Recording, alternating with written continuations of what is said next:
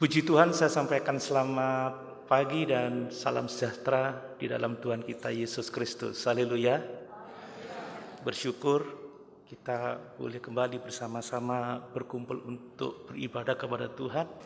Dan mari kita tetap semangat melayani Tuhan. Sekalipun masa-masa ini sukar, tetapi justru dalam keadaan sukar ini Tuhan sedang mendewasakan kita. Kita tidak akan pernah menjadi ahli mengemudi mobil kalau kita hanya mengendarai di jalan lurus saja.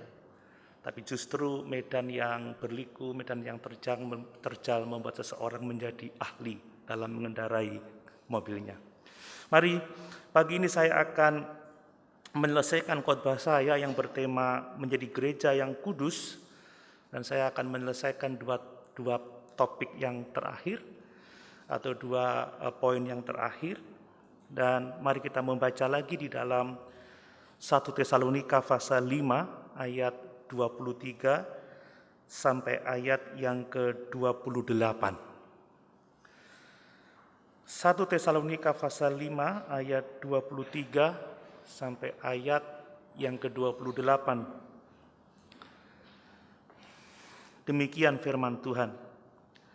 Semoga Allah damai sejahtera menguduskan kamu seluruhnya, dan semoga roh, jiwa, dan tubuhmu terpelihara sempurna dengan tak bercacat pada kedatangan Yesus Kristus Tuhan kita. Ia yang memanggil kamu adalah setia, ia juga akan menggenapinya. Saudara-saudaraku, doakanlah kami. Sampaikanlah salam kami kepada semua saudara dengan cium yang kudus. Damai Tuhan, demi nama Tuhan aku minta dengan sangat kepadamu supaya surat ini dibacakan kepada semua saudara. Kasih karunia Yesus Kristus Tuhan kita menyertai kamu. Haleluya, puji Tuhan. Saudara, sebagai gereja Tuhan, kita adalah sekumpulan orang-orang yang berkomitmen untuk bertumbuh dalam kekudusan.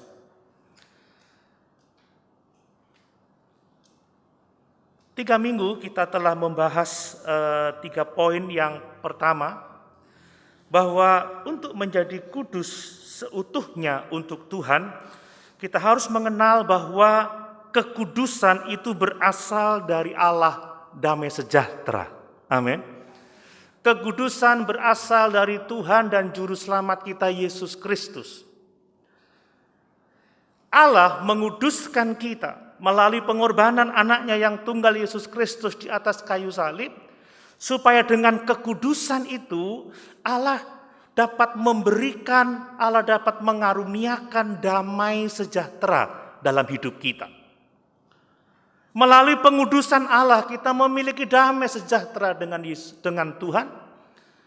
Melalui pengudusan Yesus Kristus kita berdamai seorang akan yang lain. Dan melalui pengudusan Allah kita memiliki damai sejahtera di dalam batin kita. Amin, saudara. Keadaan boleh sukar. Berbagai macam gelombang, angin ribut kehidupan boleh menerpa kita, tetapi kalau kita mengalami kekudusan Tuhan, maka ada damai sejahtera di dalam hati kita. Yang kedua, kita belajar bahwa kekudusan itu meliputi seluruh kehidupan kita, yang Paulus sebut sebagai roh, jiwa, dan tubuh. Ini mengajarkan kepada kita bahwa kekudusan dimulai dari manusia rohani kita, dari pikiran kita, dari batin kita. Supaya tatkala pikiran kita sudah diubahkan dan seturut firman Allah, pada akhirnya tubuh kita juga menjadi kudus bagi Tuhan. Allah mau terjadi perubahan dalam batin kita terlebih dahulu. Kita menyelesaikan masalah-masalah dosa di pikiran, saudara. Ketika pikiran kita selesai, maka perilaku kita, tubuh kita dapat kita persembahkan sebagai persembahan yang hidup, yang kudus, dan yang berkenan kepada Allah. Mari saudara, kita mulai dari batin kita, manusia rohania kita. Jangan kita hanya melakukan tindakan-tindakan ibadah tampaknya dari luar rohani, tetapi pikirannya masih belum memiliki pikiran Kristus. Harus dari dalam dulu, dari manusia batinnya dulu, baru meluas kepada tubuh jasmani kita. Yang ketiga, saudara, bahwa kekudusan itu untuk menyongsong kedatangan Tuhan kali yang kedua. Saudara, kita menjadi kudus karena dimotivasi karena Allah yang sudah mengasihi kita itu. Amin. Kemudian kita menguduskan diri untuk apa? Untuk kita siap menyambut kedatangannya kembali. Salah satu motivasi terbesar dari hidup kudus adalah karena kita tahu bahwa Yesus akan datang memberi upah bagi semua orang yang sungguh-sungguh menantikan Dia, tetapi Dia akan menghukum orang-orang yang tidak mau bertobat, orang-orang yang tetap terus hidup dalam dosanya. Dan yang keempat, saudara, yang akan kita bahas nanti, bahwa kekudusan itu tumbuh dalam persekutuan dengan sesama orang percaya.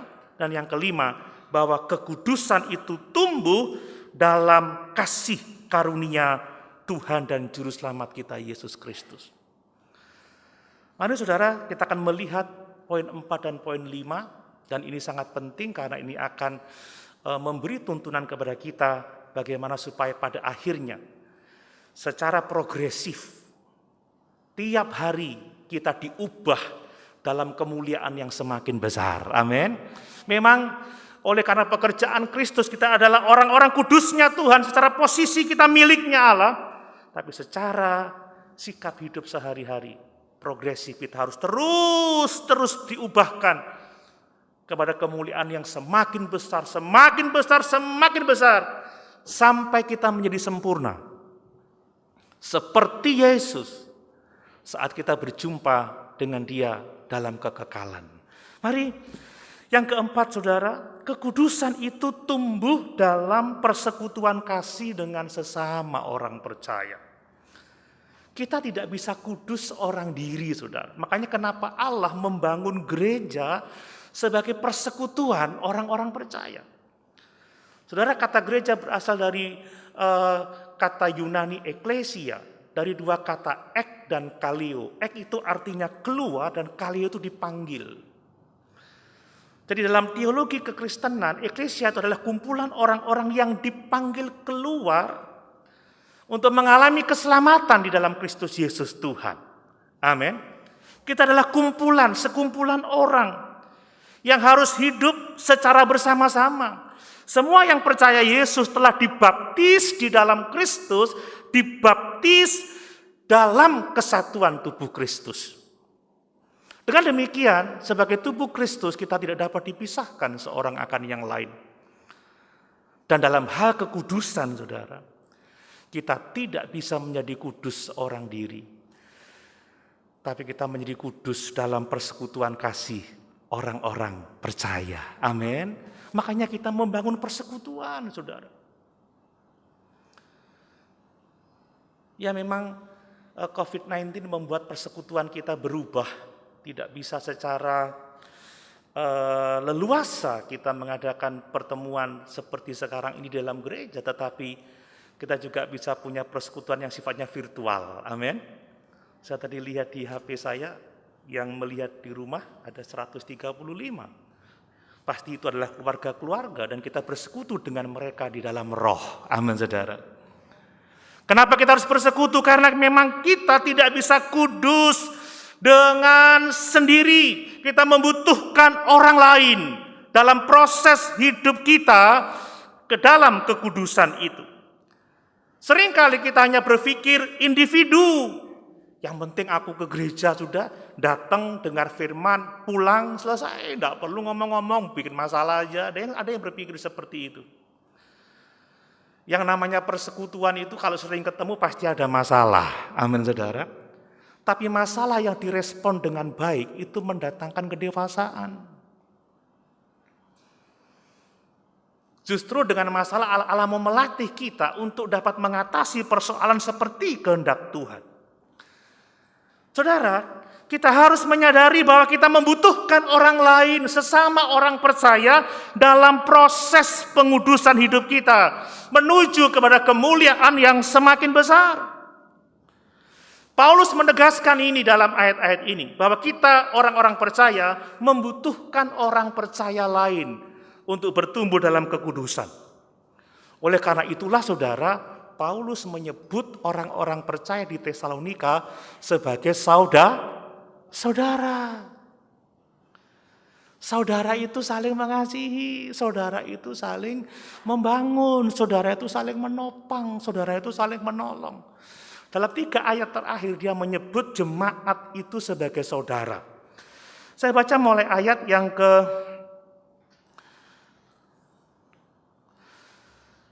25, perhatikan itu. Saudara-saudara, dia sebut saudara-saudara lagi. Saudara-saudara, doakanlah kami.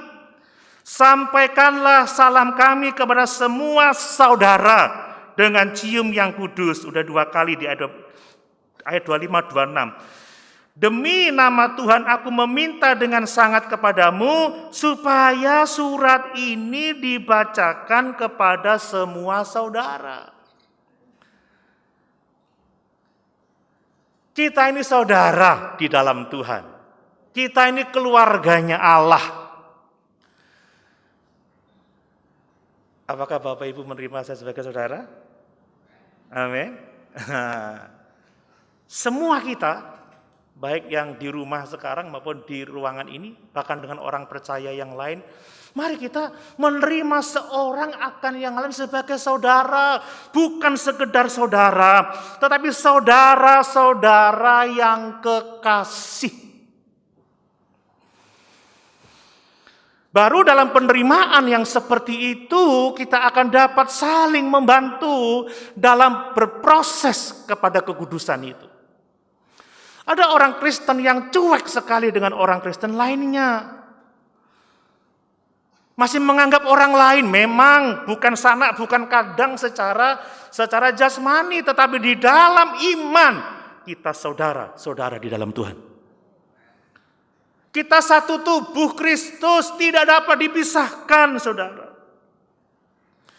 Dan ini yang seharusnya membuat kita erat bersatu dalam proses kepada kekudusan itu. Yang namanya berkeluarga ya, saudara sekandung aja ada aja konflik. Tapi apakah kalau ada konflik kemudian hilang persaudaraan? Tidak demikian. Amin.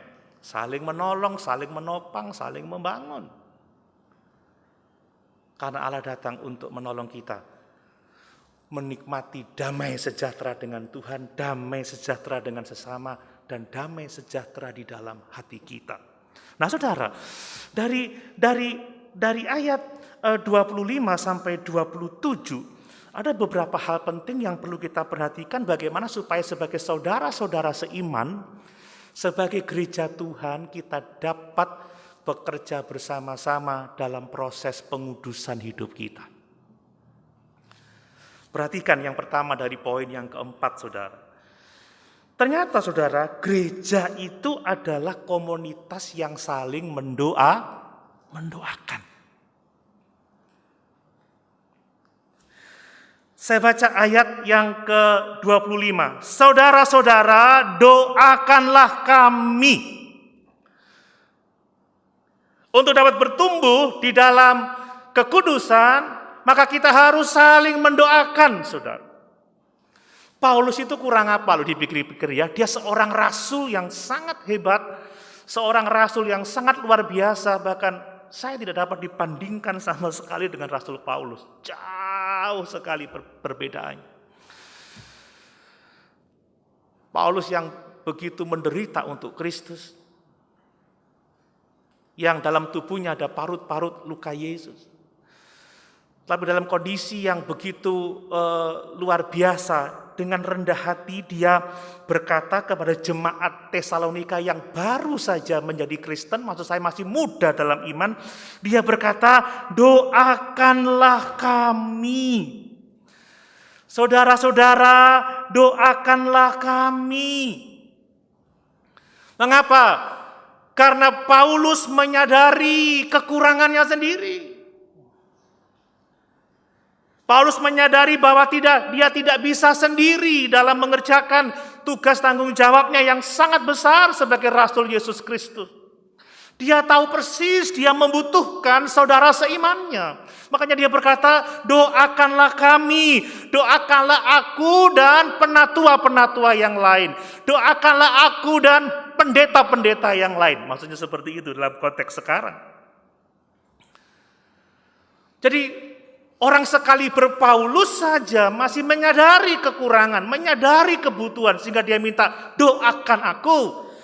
Apalagi kita. Orang-orang percaya zaman ini. Amin, saudara. Kita butuh saling mendoakan. Makanya dengan itu, Paulus itu paling sering minta didoakan, saudara. Coba lihat Roma 15 ayat 30.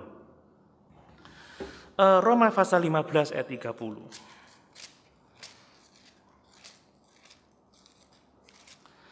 Demikian firman Tuhan. Tetapi demi Kristus Tuhan kita dan demi kasih Roh, aku menasihatkan kamu saudara-saudara untuk bergumul bersama-sama dengan aku dalam doa kepada Allah untuk aku. Dia minta ayo bergumul bersama-sama dalam doa untuk aku.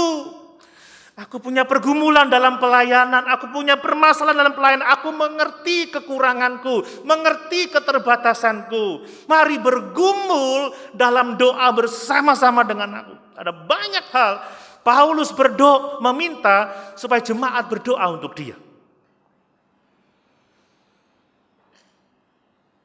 Paulus tidak bisa berhasil tanpa doa-doa jemaat. Amin, saudara. Dia menyadari itu. Banyak ayat, Filipi 1 ayat 19. Filipi 1 ayat 19. Ya.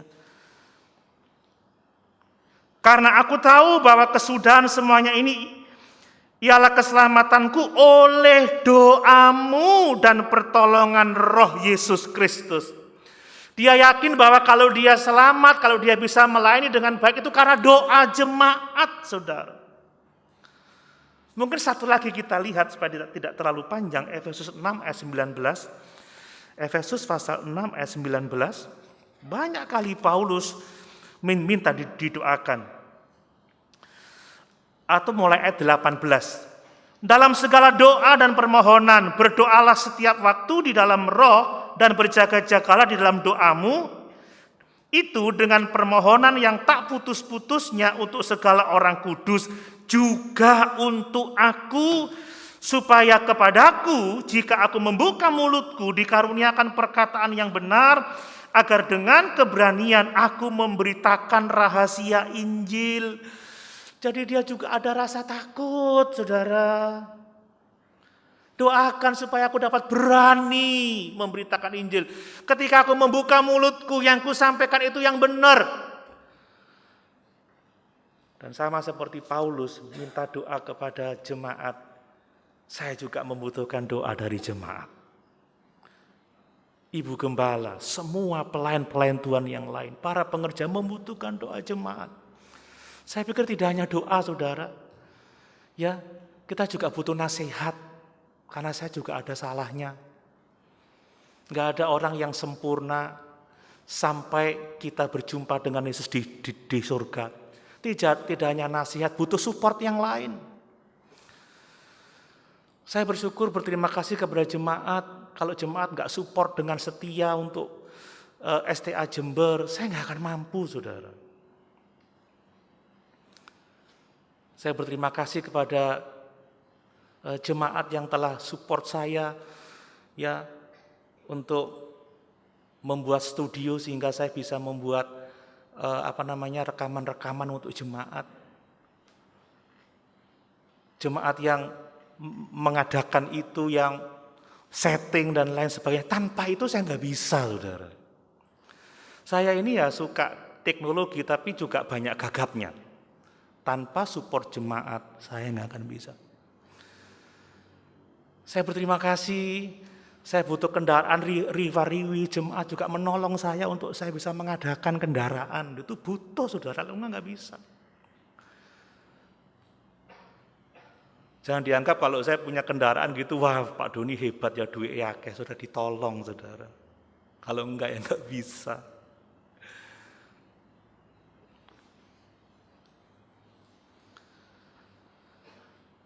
jemaat juga butuh nasihat dari jemaat yang lain. Amin. Juga membutuh support dari jemaat yang lain.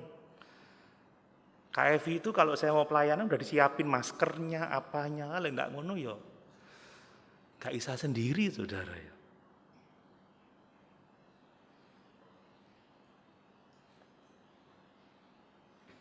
Mari kita saling bantu, amin. Dalam doa, nasihat, juga support. Saya masih ingat waktu saya sakit dulu, support jemaat begitu luar biasa. Kalau saya ingat-ingat, nangis rasanya sampai kalau Briston di rumah itu disediakan khusus masakan buat saya.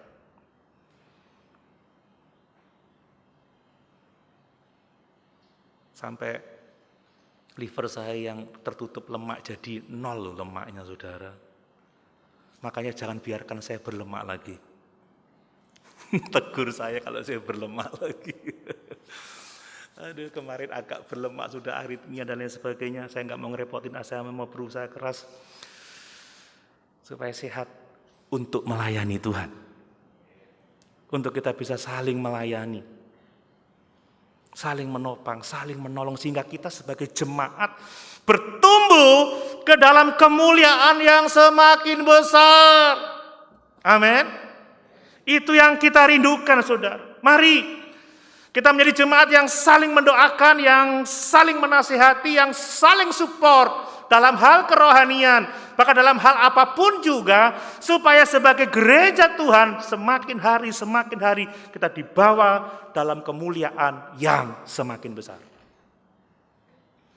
Yang kedua dalam poin 4, saudara, gereja itu adalah komunitas yang dengan mesra, yang dengan hangat menunjukkan kasih Kristus seorang kepada yang lain. Jemaat yang dapat menunjukkan kasih sayang. Saya baca lagi ayat yang ke-26, saudara. Sampaikanlah salam kami kepada semua saudara dengan cium kudus. Saudara, ayat ini berarti bahwa Paulus menghendaki supaya jemaat menyampaikan salamnya dengan yang hangat, yang mesra dengan jemaat-jemaat yang lain. Paulus sedang menyatakan kasih sayangnya yang besar kepada jemaat-jemaat yang dilayaninya. Sebagai saudara seiman, saudara, kita harus dapat menyatakan kasih Kristus yang besar seorang akan yang lain. Amin. Jadi kalau sama-sama menyatakan kasih sayang, kita bisa nyanyi, kulihat di wajahmu kemuliaan Raja, amin. Ku kasihi kau dengan kasih Tuhan. Jadi kalau ketemu itu yang akrab, kalau nyapa itu yang dari dalam hati, kan gitu kan. Kelihatan persaudaraannya gitu loh. Kadang papasan aja nggak noleh, saudara. Saya nggak tahu apakah kompornya belum dimatiin atau mungkin belum sarapan. Salaman. Sekarang nggak boleh salaman ya. Begini.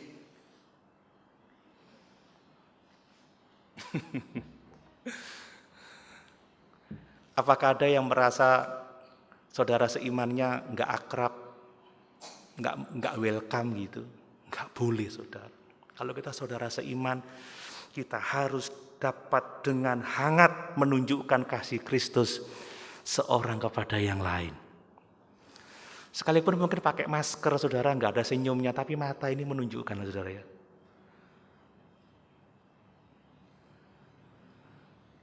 Haleluya. Sampaikan salam kami kepada semua saudara dengan cium yang kudus. Pasti ada yang bertanya, apakah ini harus diterapkan secara harafiah? Tentu saja tidak, saudara. Saya yakin Paulus mendorong jemaat untuk dapat menyatakan kasih Kristus tentunya menurut budaya masing-masing. Tidak harus cium kudus, kalau itu bukan budayanya ya jangan dipaksakan.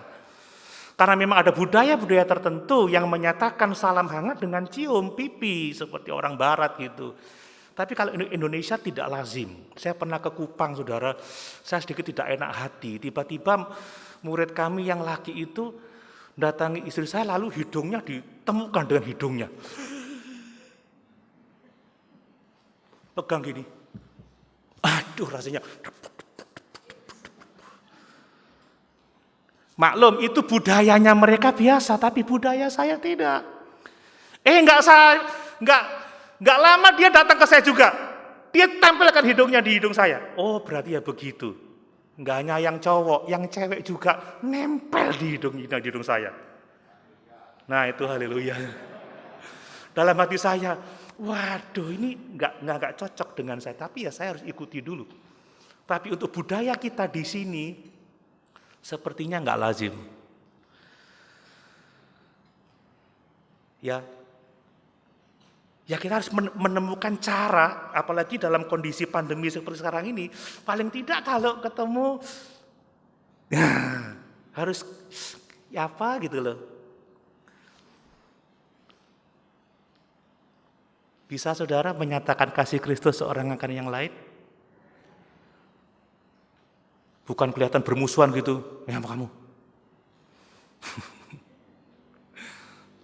Haleluya. Mari sebagai keluarga, sebagai saudara seiman kita harus dapat menunjukkan saat kita menyapa. Kata Alkitab, hendaklah engkau sama-sama berusaha untuk saling mendahului dalam memberikan salam. Salam yang hangat, salam yang tentunya dalam batas-batas budaya kita. Jangan nyosor aja pengen cium, saudara ya.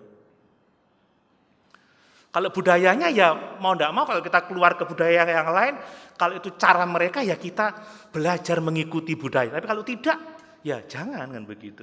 Nanti menjadi aneh malah. Makanya penting sekali kita belajar antropologi budaya. Supaya kita tidak salah, saudara. Ada juga orang di Jawa ini yang suka cium pipi, tidak hanya sebelah kiri tapi harus sebelah kanan. Kalau kiri aja tidak puas, saudara. Karena Alkitab berkata, kalau ditampar pipi kiri, kasih pipi kanan. Tidak bercanda aja saya. Cium pipi kiri, kasih pipi kanan, kan begitu. Tapi ya tidak semuanya. Tapi yang paling penting, saudara, saat kita menyapa, tunjukkan keramahan, nyatakan kasih Kristus seorang kepada yang lain. Amin. Tidak ada salahnya memberikan 5 detik, 10 detik untuk saudara kita. Sekalipun jaraknya 1 meter, enggak apa-apa kan begitu, saudara. Tapi itu harus kita kerjakan. Namun demikian, harus hati-hati ketika kita mau menyatakan perasaan hangat Kristus kepada yang lain jenis. Hati-hati, saudara ya. Harus sadar budaya. Karena mungkin gereja ini sudah begitu akrab sehingga biasa, apa kabari, lanang wedok, apa kabari. Tapi orang di luar sana belum tentu sama dengan kita pikirannya. Nanti orang yang lihat dari luar, gereja ini mesum ya. Lo ando, lanang wedok duduk muhrimnya ya peluk-pelukan ini. Malah nggak jadi kesaksian, saudara. Amin. Tapi intinya kita harus dapat menyatakan kasih Kristus dalam salam kita juga. Ini menjadi penting untuk kita orang-orang percaya. Yang ketiga dalam poin yang keempat, saudara, gereja itu adalah komunitas yang memandang firman Allah itu dengan serius. Menanggapi firman itu dengan sungguh-sungguh. Bukanlah orang-orang yang meremehkan Alkitab, yang meremehkan firman, yang meremehkan pemberitaan firman Allah, yang meremehkan ya renungan-renungan yang bagus, asal baca, asal dengar, nggak sungguh-sungguh memperhatikan. Tidak, tapi gereja adalah orang-orang yang sungguh-sungguh memfokuskan hidupnya untuk mencintai firman Allah. Perhatikan kata-kata Paulus di sini. Ayat yang ke-27. Demi nama Tuhan aku minta dengan sangat kepadamu, supaya surat ini dibacakan kepada semua saudara. Dia kirim surat, tolong ini dibacakan kepada semua saudara. Jangan sampai seorang pun yang tidak membaca surat ini. Paulus mau supaya jemaat menganggap penting suratnya. Tidak meremehkannya, tidak mengabaikannya, tapi dibaca oleh semua. Dan tidak sekedar dibaca, tapi dibaca dengan sungguh-sungguh, dipelajari, dipahami, dilakukan dengan setia nasihat-nasihatnya. Itu gereja yang akan bertumbuh dalam kekudusan. Mengapa saudara? Paulus itu mengetahui bahwa apa yang dituliskannya itu adalah firman Allah, saudara. Coba lihat 1 Korintus 7 ayat 12. Paulus menerima itu sebagai ilham, itu adalah firman Allah. 1 Korintus 7 ayat 12.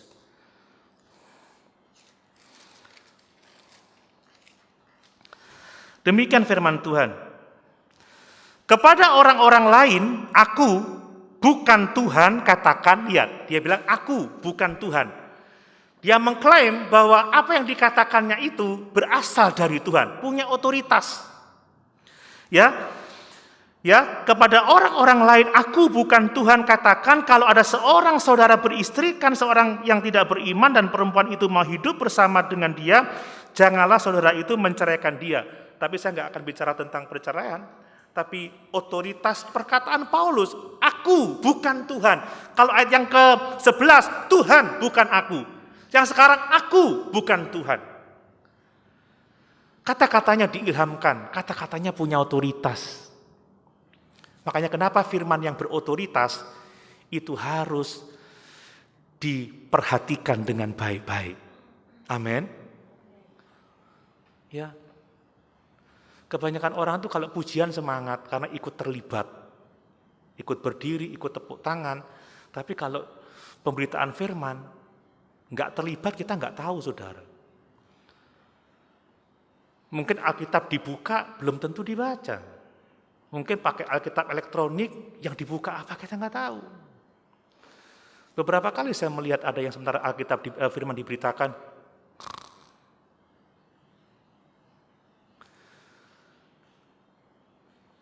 gereja yang bertumbuh dalam kedewasaan rohani, dalam kekudusan, gereja yang benar-benar memperhatikan firman Allah. Amin. Lihat 1 Korintus 14 ayat yang ke-7. 1 Korintus 14 ayat yang ke-7.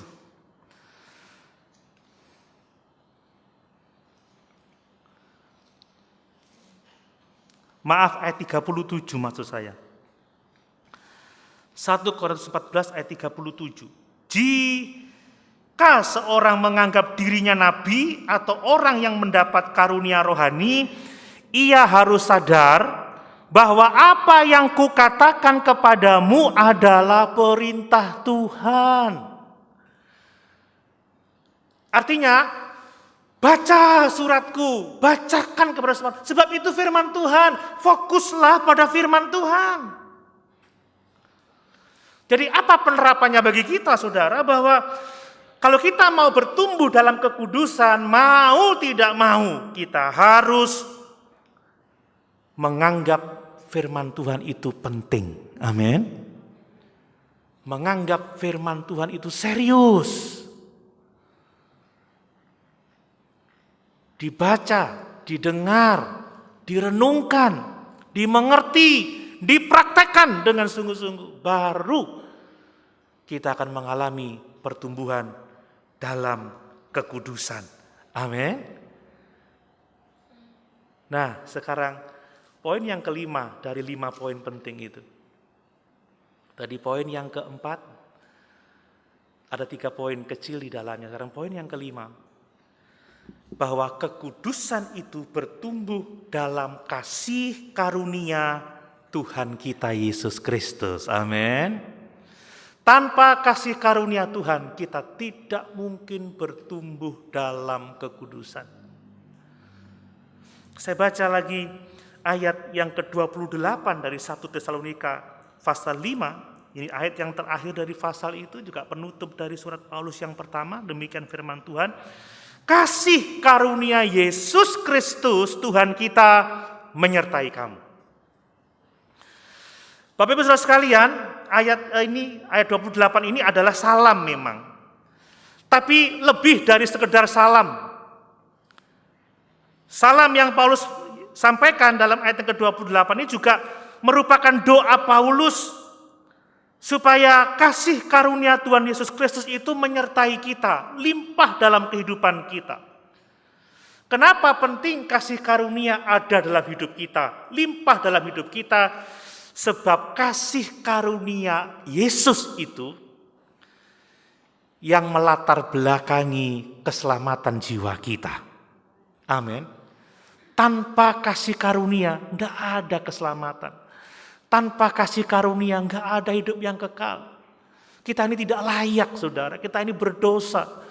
Tidak ada yang benar seorang pun tidak. Kita ini seharusnya mati binasa karena dosa dan pelanggaran kita, kejahatan kita. Tapi kasih karunialah yang menyebabkan kita beroleh iman dan diselamatkan seperti sekarang ini. Untuk mengingat itu coba kita baca Efesus pasal 2 ayat 8 dan 9. Ini ayat yang sangat populer. Efesus pasal 2 ayat 8 dan 9. Sebab karena kasih karunia kamu diselamatkan oleh iman, itu bukan hasil usahamu tetapi pemberian Allah. Itu bukan hasil pekerjaanmu, jangan ada orang yang memegahkan diri. Amin. Kasih karunia menjadi dasar bagi keselamatan kita. Dan dengan demikian, kasih karunialah yang menjadi dasar bagi pertumbuhan rohani kita, bagi kekudusan hidup kita.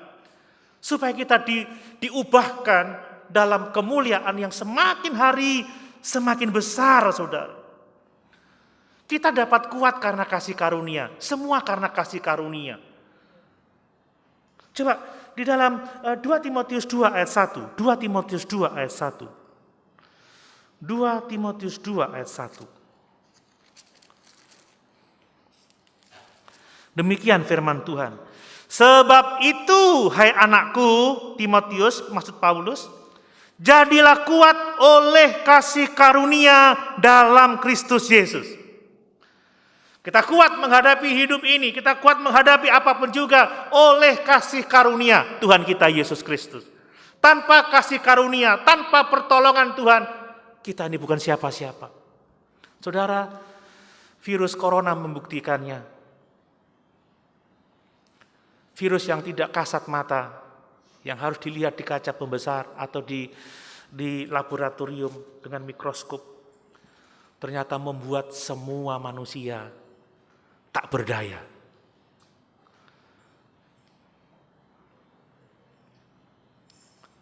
Ya, saya kurang gagah apa, saudara?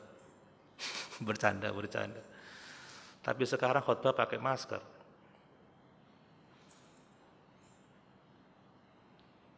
Kemana-mana pakai masker, kalau perlu pakai face shield, yang namanya tangan ini sampai kering, saudara.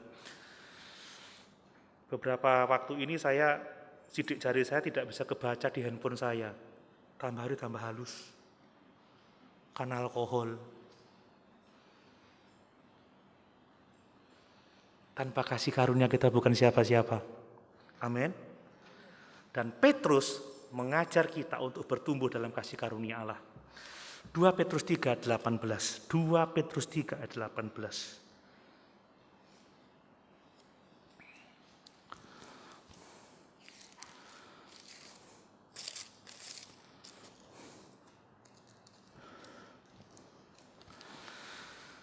Tetapi bertumbuhlah dalam kasih karunia dan dalam pengenalan akan Tuhan dan Juru Selamat kita, Yesus Kristus, baginya kemuliaan sekarang dan sampai selama-lamanya. Kita harus bertumbuh dalam kasih karunia Yesus Kristus. Di dalam Yohanes pasal 1 ayat 14, firman itu menjadi manusia.